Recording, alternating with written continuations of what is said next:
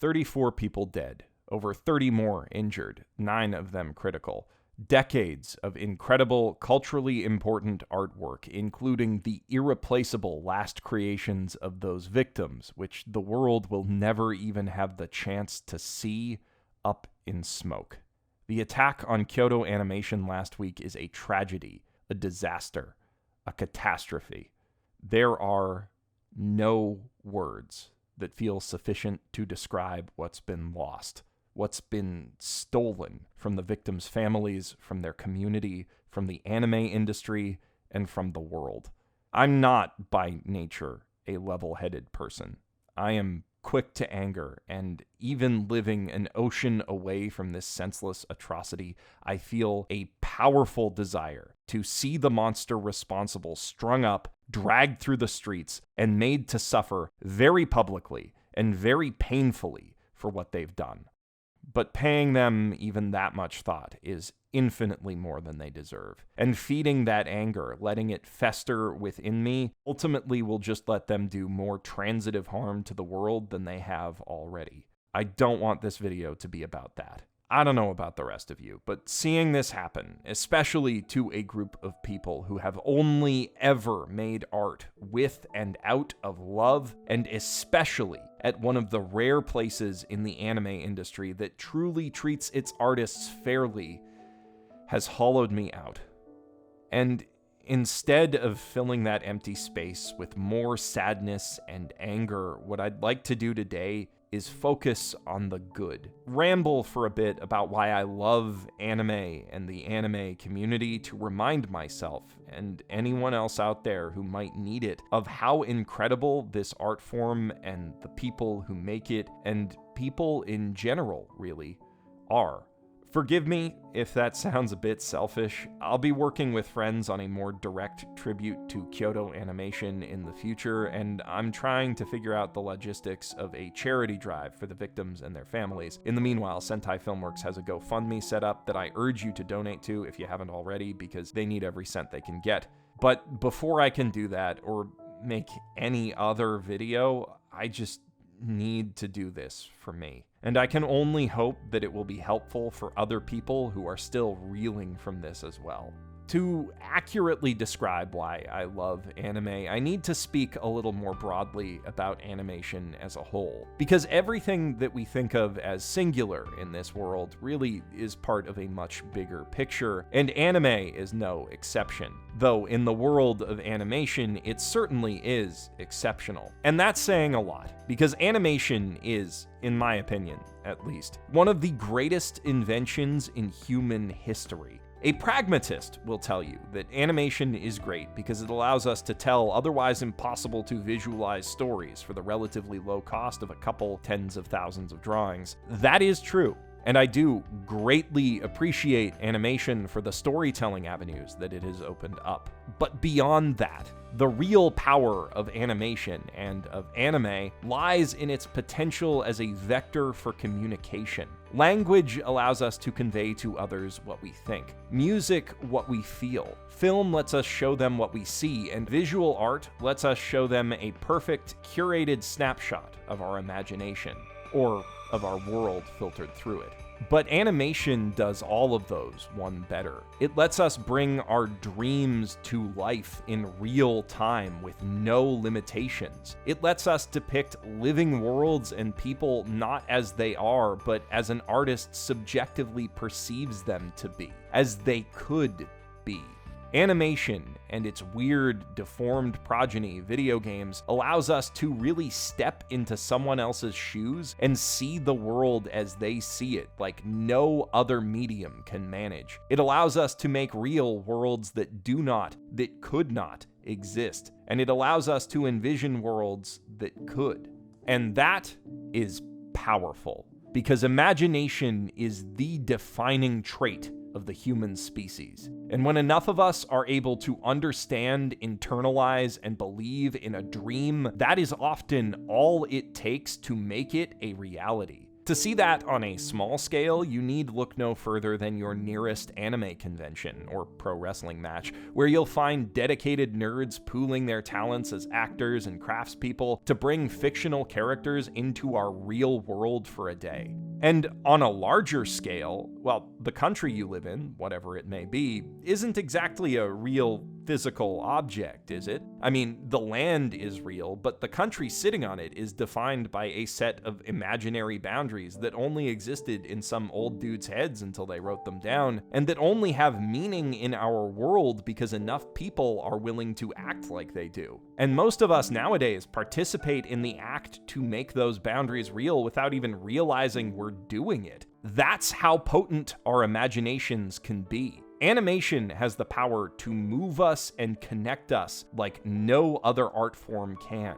And because of that, I believe it has the power to change the world for the better. And no group of people in the last century has done more to explore and advance that potential than those working in the anime industry. When just about everyone else on the planet was thinking of animation almost purely in terms of children's entertainment, the Japanese were enjoying countless experiments in serious, long-form animated storytelling aimed at every conceivable demographic. Only from that creative environment could we get such convincing visions of apocalyptic destruction as those seen in Akira or Barefoot Gen. Only in a community that places no limits on what animation can be could an idea like Evangelion, an intensely personal animated journey through one man's crippling depression, complete with 40 minutes of abstract soul-searching, coalesce into a top-rated primetime TV broadcast. I think that most of us who watch anime are here,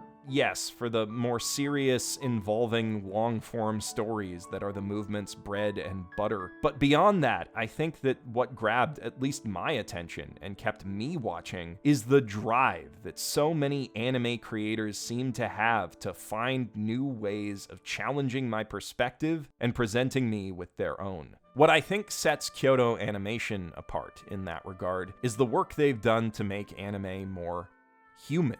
It's not like they invented slice-of-life storytelling or moe appeal, but as a studio, they have consistently poured as much or more effort into animating the subtleties of their characters and their more mundane interactions as they have into big fight scenes, fan service, and other stuff that conventional wisdom suggests should be an anime's top priority. In doing so, in addition to giving us many incredible anime of their own, they've shown other studios that there's an audience for more grounded human stories with high production values, helping to pave the way for the likes of Anohana and Yorimoi. The modern anime landscape would look very different without them.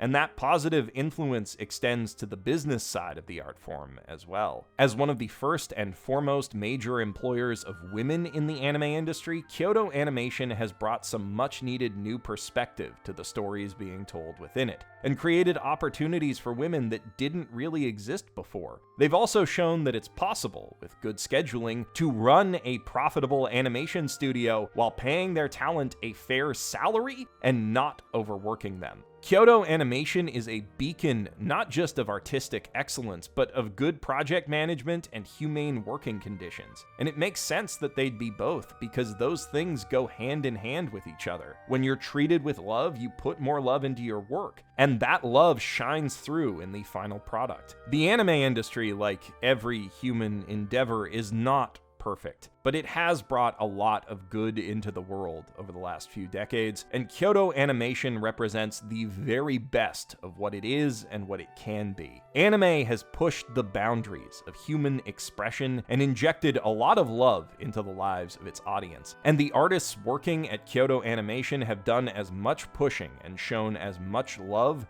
as anyone in that space. Throw a rock in this community and you'll hit someone whose life, mind, and heart has been changed by anime for the better. Mine certainly has. I can't tell you how many close friends I've met through a mutual love for various anime, how many shows have left me in tears and shifted my perspective on the world. Anime has had a positive impact on my life from long before I started talking about it for a living, and before I even really knew what it was. Growing up, my idea of how the world is and how it should be was shaped, for better or worse, by my then favorite kind of entertainment. Slapdash 4Kids translations, ham-fistedly cramming distorted American values and norms into distinctly Japanese art. For a good chunk of time, I thought that this was a jelly donut. In a way, seeing, and for a hot minute being bamboozled by, such bare minimum efforts to wallpaper over foreign cultural artifacts showed me just how flimsy the differences between people can really be.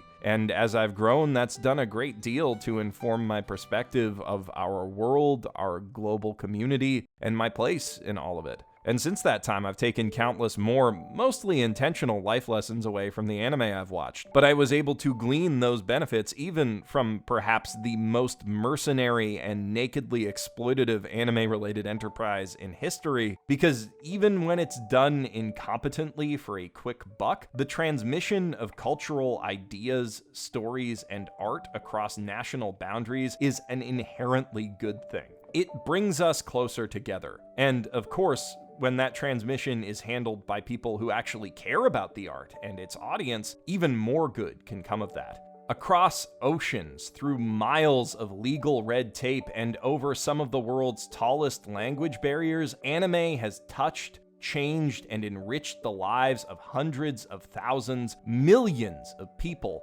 who aren't even part of its target audience. And it continues to do so on a daily basis through streaming simulcasts, conventions, and fan communities built around it, both online and off. In a very real sense, anime has bridged almost every gap: race, religion, language, culture, economic status, literal physical distance that we're told should divide people to connect them. And while for a long time that connection has been mostly one way, cultural cross-pollination has started to change the direction of Western animation to incorporate the best aspects of anime, and the power of the internet has allowed Western fans of anime to send more and more love back in return. So much love, in the case of the Kyoto Animation tragedy, that in less than a week, this community has raised almost $2 million to help the victims and their families. People who few, if any of us, have ever met on the literal other end of the globe,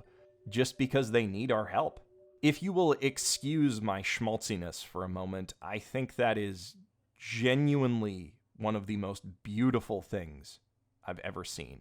And so is the endless outpouring of kindness that's been seen in every corner of this community since it happened. The well wishes, the personal stories about how KyoAni's work has touched people, the fan art, the cosplay, the sentimental AMVs, thousands upon thousands of people reaching out however they can with whatever talents they have to say, hey, we fucking love you. We're here for you.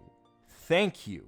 And while that's more pronounced now as this tragedy is so raw in our minds and a lot of people just need to get their feelings out however they can, it is by no means unique to this situation or to tragedy in general. The internet is awash daily with people paying tribute to their favorite anime and their creators in every form imaginable. Some made to capture a feeling that they got out of the work, some made just because seeing something awesome inspired them to make something awesome too. And this artistic conversation is by no means limited to anime. It involves video games, movies, books, comics, music, YouTubers, TikTokers. But like anime, it has transcended almost all bounds of nationality, language, and culture. And it's impossible to talk about how incredible the anime community really is without talking about all of that, because we are those communities too. Most of us are part of lots of fandoms, and almost none of us are part of all the same ones. The boundaries between them are just as imaginary as other ones that I've talked about in this video. And if the anime community is awesome,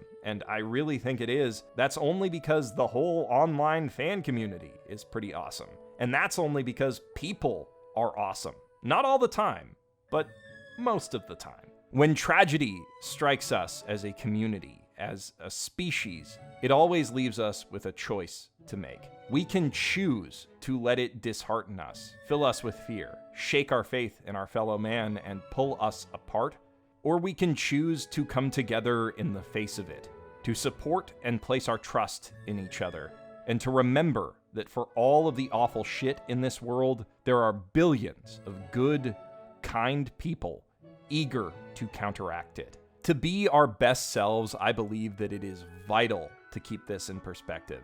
Evil, hatred, and fear do undoubtedly lurk in the hearts of man, but they do so in the depths of a vast sea of love. And whenever a bit of that evil does leak out into the world, a torrent of love is sure to follow it through the cracks. That is the power of anime, the power of the human imagination, the power of us. It can be easy to lose sight of that amid all of the world's infinite complications, but it's the truth.